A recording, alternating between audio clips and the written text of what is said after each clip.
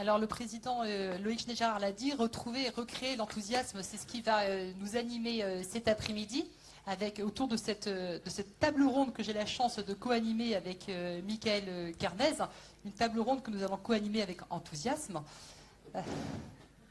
Et une table ronde qui va surtout offrir un beau débat, comme l'a dit Loïc.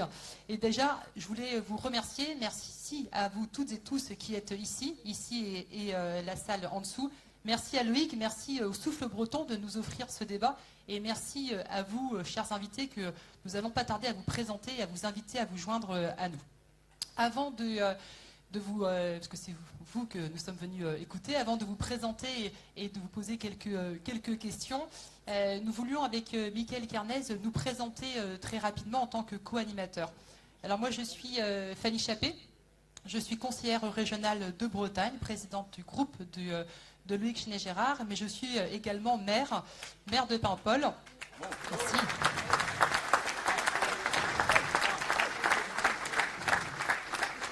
Je regarde Guillaume parce qu'à l'applaudimètre, je pense que je vais faire mieux quand je vais redire que je suis maire de Paimpol. Donc j'ai été élue, j'ai eu la chance d'être élue pour un deuxième mandat. Merci. En plus, mon équipe est là et je veux les saluer parce qu'on a gagné haut la main. Et donc il y a des victoires qui appellent à l'humilité. Et donc nous en faisons partie, et si nous sommes victorieux, nous en sommes évidemment très heureux. Il n'empêche que le lendemain de notre victoire, nous avons fait preuve d'humilité. Et une des premières choses qui nous a interrogés et que je voulais partager avec vous, le témoignage que je voulais partager avec vous, parce qu'il fera écho aux questions qu'on posera tout à l'heure, c'est que je n'ai pas été ni chahutée, ni critiquée, ni sur mon bilan, ni sur mon projet. La preuve, j'ai gagné. Néanmoins, j'ai été un petit peu perturbée par les interpellations que j'ai pu avoir lors du porte-à-porte. Alors, on est tous de gauche, on sait labourer le terrain, on est des élus de proximité, mais c'est vrai qu'en période électorale, on fait encore plus de porte-à-porte, on est encore plus à l'écoute de ce que les citoyennes, les citoyens, les administrés peuvent nous dire. Et j'ai été interpellée et un peu chahutée pour ce que j'incarne, à savoir une élue de gauche. Quand j'ai rencontré des personnes à la retraite qui me disent qu'ils ne vivent pas décemment, pas paisiblement et pas sereinement leur retraite, quand j'ai des personnes dont j'ai visité des logements qui sont dégradés, quand je rencontre des jeunes qui me disent qu'ils ne savent pas s'ils pourront se loger à Paimpol étant donné le prix de l'immobilier, quand nous rencontrons ces femmes et ces hommes qui nous disent « Mais vous, en tant que femme de gauche, en tant qu'élu de gauche, qu'est-ce que vous nous proposez pour améliorer notre quotidien ?» Est-ce que la gauche est encore capable aujourd'hui d'améliorer notre quotidien? Est-ce que vous êtes encore capable de nous donner envie et de créer de l'espoir? Eh bien, je peux vous dire que ça perturbe. Et ce témoignage, je voulais partager avec vous parce que c'est une des questions qu'on va vous poser cet après-midi. Est-ce que notre gauche, ou nos gauches, je ne sais pas, on va y répondre, sont encore capables de recréer de l'espoir et de créer de l'enthousiasme et de susciter de l'envie. Alors ce petit témoignage, c'est une illustration, mais c'est aussi un propos introductif par rapport aux questions qu'on vous posera tout à l'heure. Donc je passe la main à mon co-animateur enthousiaste, Michael Carnez. Et on va inviter évidemment nos invités à rejoindre cette table ronde. Évidemment que cette journée est enthousiasmante, que cette table ronde va l'être grâce à vous, et vous pouvez la rejoindre. Évidemment que vous l'aurez compris, Fanny et moi, on est deux maires heureux. C'est vrai qu'on a cette chance d'avoir été réélus. Donc on est heureux d'avoir été réélus. Heureux de pouvoir être évidemment à nouveau au service de nos concitoyens. Et on va y mettre, vous l'aurez compris, avec nos équipes, toute notre énergie. Mais nous sommes aussi lucides. Nous sommes des maires lucides. Nous sommes aussi des maires préoccupés, bien évidemment. Notre président, cher Loïc, dont j'ai le bonheur et l'honneur d'être le premier vice-président en charge du climat et des mobilités à la région Bretagne, on est des maires préoccupés évidemment par les défis qui sont posés à la planète, qui sont posés à l'Europe, qui sont posés à notre pays, qui sont posés à la Bretagne, qui sont posés dans chacune de nos communes. Préoccupés par ces défis et préoccupés, je vous le dis, on en a largement parlé avec les collègues, parce que maintenant on est un peu dans le temps du bilan, juste après les élections municipales. Préoccupés aussi par le fait que ces élections municipales ont été d'une certaine nature un peu empêchées.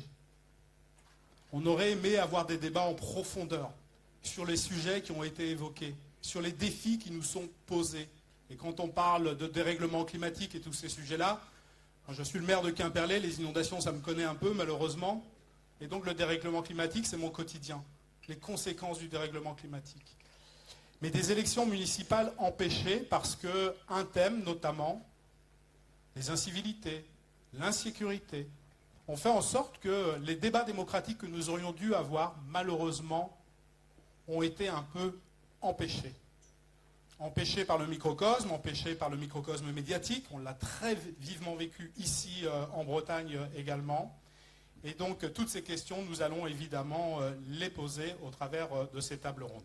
Alors nous ont rejoint Carole Delga, qu'on ne présente plus et qu'on peut applaudir évidemment. Carole qui est la présidente de la région Occitanie qui nous fait rêver, comme j'imagine l'Occitanie fait rêver la Bretagne fait rêver à l'Occitanie, j'imagine.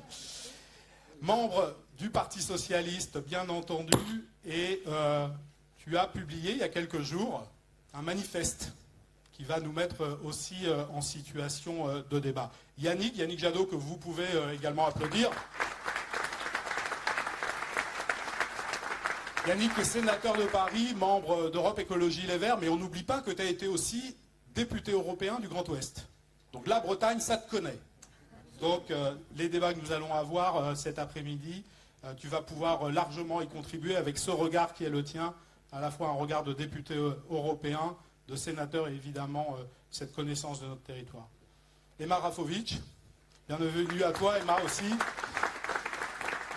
députée européenne, passionnée par les questions de culture et de communication, donc le sujet des médias, tout cela évidemment. Membre du Parti Socialiste, ça nous le savions aussi, et première fédérale de la Fédération du Parti Socialiste de Paris, ce qui est une très belle responsabilité également. Donc bienvenue à vous trois, et je laisse la parole à Fanny pour vous présenter nos trois autres invités. Raquel Garrido, très chère Raquel, merci d'être ici. Donc tu es avocate, également ancienne députée, fondatrice de l'Après. Raphaël Glucksmann, cher Raphaël, merci aussi de ta présence. Député européen, fondateur de Place Publique. Et puis Mathieu Pigas, ancien haut fonctionnaire, propriétaire de médias, banquier d'affaires. Bienvenue et merci Mathieu. Alors avant de commencer, de rentrer dans le vif du sujet, juste sur la forme, je me permets juste d'excuser par avance pour des contraintes horaires. Il est probable qu'il y ait des départs prématurés. Donc je vous prie d'excuser les départs. On débat, mais comme le dit souvent Loïc, en Bretagne, on sait s'engueuler avec méthode. Donc s'ils partent, c'est juste qu'ils ont un train à prendre. J'ai une première question pour entrer dans le vif du sujet. Question que je vais adresser à Raquel Garrido. Alors, je ne vais pas faire semblant de... Comme ce matin, vouvoiement, tutoiement, on se tutoie. Voilà. Tu as un parcours qui est différent d'une partie de l'Assemblée ici présente, et pour autant, tu as fait partie du NFP, du Nouveau Front Populaire. Et donc, cette question qu'on a quand même un petit peu évoquée tout à l'heure dans notre propos introductif, je te la pose. C'est qu'est-ce que la gauche pour toi aujourd'hui, et qu'est-ce que tu as envie de dire à celles et ceux dont tu n'as pas forcément le même parcours ? Merci Fanny, merci Michael, merci Loïc de l'invitation. Ça me touche beaucoup que tu aies tendu la main vers moi et j'accepte le défi et l'opportunité vraiment de pouvoir échanger avec des camarades que je ne croise pas souvent et avec lesquels on n'a pas souvent eu l'occasion de parler, on va dire, devant témoins. Voilà. Et j'adore le concept de souffle, que je trouve très poétique. Et je me dis que, puisqu'on est là, on va faire en sorte que ça souffle. On n'a pas beaucoup de temps, hein, parce que certains camarades partent un peu plus tôt que les autres. Donc, je vais essayer de concentrer mon propos. Fanny me demande ce que je voulais vous dire. Et ce que je voulais vous dire, c'est la chose suivante. Je me suis posé la question de savoir, à un an de la présidentielle, première chose. Et d'abord, je vous prie de m'excuser, pardon. Hein. Je sais que la dernière fois que j'ai dit la vérité à un homme politique, il m'a désinvesti et je ne suis plus députée. D'accord ? Donc c'est quelque chose, je sais, hein, mais vraiment, je le fais en toute fraternité. C'est tout à fait sincère. Oui, en plus, Raphaël a raison, il ne peut pas me les investir. Finalement, je suis toute libre. Donc, je vais dire des choses très honnêtement parce que je pense que c'est important qu'on se les dise. Voilà. Et c'est l'occasion, et je pense que si Loïc nous invite, c'est aussi pour qu'on joue carte sur table. Voilà. Pour que les choses bougent, possiblement. Dans le sens du mieux. Premièrement, je me suis posé la question de savoir ce que dit de nous la gauche, le fait qu'en 2027, il y ait dans la conversation autour de la présidentielle les deux protagonistes de gauche de la campagne de 2012. Et vraiment, je le dis avec beaucoup de fraternité. Et je le dis devant François Hollande, qui est au premier rang, et qui a la gentillesse de bien vouloir supporter et écouter ce que je dis. Pour l'instant, ça va. Je prends des pincettes, mais je vais dire le fond de mon affaire. Voilà. Je me dis que ce que dit de nous cette envie de participer de François Hollande et de Jean-Luc Mélenchon, en fait, c'est assez problématique. Et pour moi, ça évoque un défaut assez rédhibitoire de notre rapport à la démocratie, et en particulier au rôle de l'Élysée, c'est-à-dire le rôle du monarque présidentiel. Cette fonction dans la société française, dans les institutions françaises, est entourée d'un halo d'impunité. C'est-à-dire, en gros, on est président, on fait ce qu'on veut, on est irresponsable au sens institutionnel du terme, puisqu'il n'y a que le Premier ministre qui est responsable devant l'Assemblée. On fait ce qu'on veut et, au final, on rend de compte à personne. Et quand on a été, comme François Hollande, président de la République, pendant 5 ans, que les Français ont tiré un bilan de cette période-là qui est mitigé, pour utiliser un mot euphémisé, qu'on n'a pas oublié la loi travail, la loi El Khomri qui a facilité les licenciements. On n'a pas oublié la loi Macron qui a agilisé le travail du dimanche. Je pourrais faire la liste, vous la connaissez. Je trouve que la responsabilité du camarade François, ça devrait être d'aider à l'après, d'aider à la suite.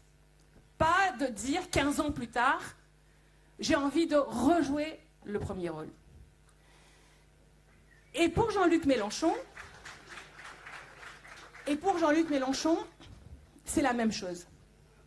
Jean-Luc Mélenchon a perdu 3 fois la présidentielle. Dans de très nombreux pays, ce serait même inconcevable qu'il essaye de venir une 4e fois. François Hollande, et encore une fois je parle de toi à la 3e personne alors que tu es là et que tu m'écoutes très gentiment et très poliment, et je te remercie vraiment de cette opportunité, a déçu parce qu'il a gouverné. Jean-Luc Mélenchon a réussi l'exploit de décevoir alors qu'il n'a même pas gouverné. Donc, mon premier message aujourd'hui, mais j'en ai d'autres comme ça, et si je suis trop longue et c'est trop anxiogène, je passe la parole. Mon premier message, c'est à ces 2 camarades-là. Aidez-nous à la suite en vous désistant. 2027 n'est pas votre année. Vous devez nous aider, nous, la suite, à nous mobiliser, à se structurer et, en définitive, à réussir à battre l'extrême richesse macroniste d'une part et l'extrême droite d'autre part. Alors, ça, c'est mon premier message, mais je sens que Fanny, tu veux que je passe la parole. Donc, je vous annonce d'avance que mon 2e message, il sera pour Raphaël, mais il va falloir rester jusqu'à un petit peu plus tard dans le débat. Merci, merci. Merci Raquel. Alors, le temps nous est compté, donc effectivement avec Mickaël, on sera aussi les gardiens du temps et on sera vigilant à ce que chacune et chacun puisse s'exprimer et passer ses messages. Néanmoins, le ton a été posé, on peut se dire les choses avec respect. Raquel a dit on a des choses à se dire, il faut qu'on se les dise. Et j'ai une question que je vais adresser à Mathieu sur la gauche et sur les sujets tabous. on parle de recréer de l'enthousiasme, on parle de se dire les choses. Et j'ai une question, c'est est-ce qu'il y a des sujets tabous aujourd'hui? Je pense par exemple à la laïcité, je pense par exemple à la sécurité, ça a été évoqué par Mickaël tout à l'heure, je pense au sujet ultime tabou, l'immigration. Est-ce qu'il y a des sujets tabous qui existent aujourd'hui? Est-ce que moi j'ai le sentiment que des fois on en parle à voix basse, peut-être parce qu'on sait qu'il y a des désaccords entre nous. Et une autre question, est-ce que les médias aujourd'hui sont, en tout cas, est-ce qu'ils appréhendent ces questions avec objectivité également? Voilà pour la question à Mathieu. Bien, bonjour à tous et merci Loïc de l'invitation. Je suis venu en voisin d'ailleurs pour deux raisons, hein, à la fois la route du Roc de Saint-Malo d'une part et d'autre part surtout je suis manchot et donc je viens du nord de Granville. Moi je vais faire comme Raquel en fait, je vais pas répondre à la question qui m'est posée. Je le ferai un peu plus tard. Vous nous direz si on est utile ou pas. Hein. Mais oui, bien sûr, vous organisez le débat, mais je vais... Notamment pour deux raisons. La première, c'est que je pense que je dois être le seul à ne pas être élu ici, donc je vais forcément avoir... oui, pardon, mais tu l'as été. Une parole un peu plus libre. Et puis il se trouve, et c'est par hasard probablement, à la gauche de la gauche, vu de la salle, mais c'est la salle qui préside. Et donc je vais avoir un discours un peu différent. Donc moi, ce que je voudrais... Enfin, pour répondre à la question, c'est au fond pourquoi je suis là d'ailleurs, tiens. Qui est une question que beaucoup m'ont posée, ou certains m'ont posée, d'ailleurs essentiellement des journalistes. Je dirais pour deux ou trois raisons. La première, très rapide, c'est qu'évidemment le moment est particulier. Je parle du moment évidemment qui est celui de l'élection présidentielle qui s'approche, qui est dans un an d'ailleurs maintenant à peu près précisément, avec un moment de bascule possible et la droite radicale, l'extrême droite, aux portes du pouvoir. Et donc je considère que c'est un devoir collectif et individuel d'ailleurs de s'engager. C'est une question à la fois de devoir, de responsabilité et d'honneur. Bon, je le fais de différentes façons et notamment à travers les médias qui sont les miens. Ça, c'est pourquoi je suis là. Le message que je voudrais faire passer, il tient au fond en deux ou trois points très rapides et puis je suis convaincu qu'on aura l'occasion d'y revenir. La première chose que je voudrais dire ici et maintenant, c'est-à-dire à un an de la présidentielle, j'ai noté d'ailleurs les termes qui ont été employés notamment par Loïc, c'est que tout est possible. Tout est possible, toujours. Donc j'ai noté les termes enthousiasme, envie, désir, et puis par ailleurs défaitisme et fatalité. Moi je pense que ce qui est au cœur de la gauche, c'est l'idée qu'il faut refuser ce qui est, refuser les situations acquises, refuser les privilèges, refuser l'idée que les choses sont figées, et à l'inverse affirmer que tout est possible, toujours, qu'il est possible de changer les choses. Et pour ça, il faut croire en l'action et dans j'allais dire la volonté de l'action. J'ai eu l'occasion, j'étais sur France Culture il y a quelques jours, je disais les inégalités, qui est quand même le cœur du sujet qui est le nôtre aujourd'hui, ici et ailleurs, les inégalités, c'est un phénomène social, c'est pas un phénomène naturel, elles sont créées par la société. Et donc le rôle premier de la gauche, le rôle premier qui est le vôtre et le nôtre, tous ensemble en fait, c'est de tout faire pour refuser la fatalité, le hasard de la naissance et les hasards quels qu'ils soient. Et donc de croire en l'action politique. C'est pas simplement un propos abstrait, c'est un propos très concret. La gauche, elle a longtemps, et je dis ça sans viser personne, mais la gauche, elle a parfois, je vais dire, géré sans réformer. On est passé du yaka faucon à ouais non mais c'est pas possible, c'est compliqué. Bon, moi je pense exactement l'inverse en fait, c'est que tout est politique. Et donc par exemple en matière économique, les choix qu'on fait sont des choix politiques. L'austérité, c'est un choix politique et rien d'autre. Les sujets liés à la dette ou au déficit, en réalité, sont des sujets, je dirais, de domination idéologique. Quand on nous dit ah là là, on peut rien faire parce que l'équilibre budgétaire, non. L'équilibre budgétaire, ce n'est pas une fin en soi. Ça ne doit pas être fait au détriment des plus vulnérables ou des plus fragiles. Je sens que je suis long, mais je vais continuer quand même. Pareil pour la dette. On nous dit ah la dette, on ne peut rien faire, c'est compliqué. Ce n'est pas vrai. Il n'y a pas de risque de liquidité, il n'y a pas de risque de solvabilité. Le seul message que je veux faire passer là, le premier, c'est tout est possible. Et ça renvoie d'ailleurs à l'idée de l'enthousiasme et de l'envie. Il faut avoir envie. J'allais citer Johnny Hallyday. C'est de l'envie, du désir et du plaisir, l'envie d'avoir envie. Mais c'est ça. Mais la deuxième chose, ça ne suffit pas d'avoir envie. Il faut donner envie. Et donner envie, c'est deux choses. C'est le projet et qui le porte. Alors je vous rassure tout de suite, je ne vais pas parler de casting, mais le projet d'abord. Le projet, ça doit être, et je crois que Loïc l'a dit, d'ailleurs c'est un terme qu'il a employé, c'est un projet de transformation de la société et du monde. Un projet de gauche, il ne doit pas faire plaisir au MEDEF. Ce n'est pas son objectif.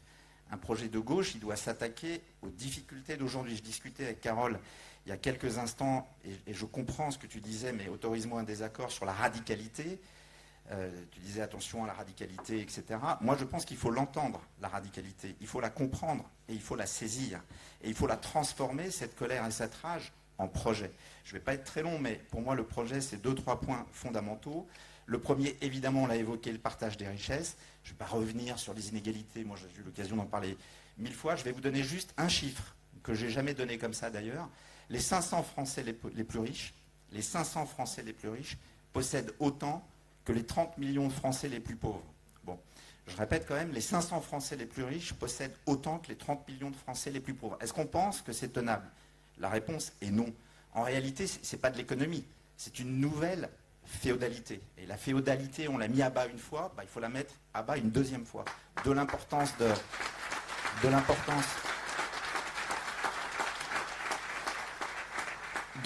de la justice fiscale, de l'importance du partage des richesses et de l'importance d'une taxe type Zuckman.